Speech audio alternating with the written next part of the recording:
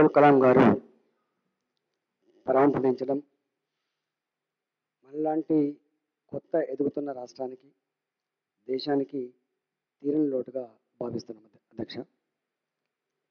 ఒక గొప్ప అరుదైన సంఘటన, అరుదైన అవకాశం 2004లో తెలంగాణ ఉద్యమంలో భాగంగా మేము శాసనసభకు ఎన్నికై వచ్చినాడు ఉభయ సభలను ఉద్దేశించి అబ్దుల్ కలాం గారు ఇక్కడ మాట్లాడారు. ఆ మాట్లాడిన సందర్భంలో మీకేమైనా డౌట్స్ ఉంటే అడగండి అని చెప్పి వారు అడిగినప్పుడు నేను ఒక 4-5 ప్రశ్నల్ని వారికి పంపించడం జరిగింది అధ్యక్ష.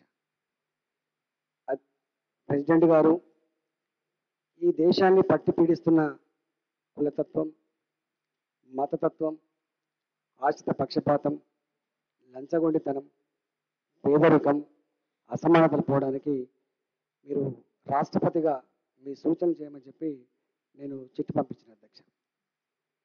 వారు ఉపన్యాసం ఇస్తారని చెప్పి ఆశించిన అధ్యక్ష. కానీ ఎంత గొప్ప మేధావో ఒకటే సెంటెన్స్లో సమాధానం ఇచ్చిన అధ్యక్ష. ఇవన్నీ రుగ్మతలు పరిష్కారం కావడానికి ఇద్దరు వ్యక్తులు దాన్ని బాధ్యత నిర్వహించాల్సి ఉంటుంది. A elementary teacher and a parent can eradicate all those things అని చెప్పి ఆనాడు వారు సమాధానం చెప్పారు అధ్యక్ష. హైదరాబాద్లోని డిఆర్డిఎల్కు స్వర్గీయ అబ్దుల్ కలాం గారి పేరు పెట్టమని చెప్పి నేను కోరడం జరిగింది.